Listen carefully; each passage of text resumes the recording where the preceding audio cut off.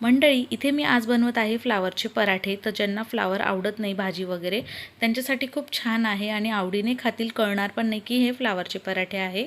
तर मी काय केलं, अर्धा किलो फ्लावर घेतली, तिला बारीक कापून घेतलं, त्यानंतर स्वच्छ धुतलं आणि मिक्सरच्या जारमध्ये टाकून असं वाटून घेतलेली आहे. त्यानंतर हिरव्या मिरची आणि आलं लसूणची पेस्ट तयार करून घेतली. गॅसवर कढई ठेवली, तेल टाकलं, मोहरी जिरं टाकलं, हिरवी मिरचीचं वाटण टाकलं, परतून घेतलं, हिंग टाकलं, थोडं हळद आणि धना पावडर टाकली. वाटलेली आपण फ्लावर टाकून घ्यायची, 5 मिनटं शिजून घ्यायची छान. त्यानंतर यामध्ये लागेल तसं आपल्याला बेसन टाकायचं, चवीप्रमाणे मीठ टाकायचं आणि कोथिंबीर टाकून सारण थंड करून घ्यायचं आहे. मी इथे पीठ मळून ठेवलेलं होतं, पोळीच्या पिठाप्रमाणे थोडंसं सॉफ्ट भिजायचं.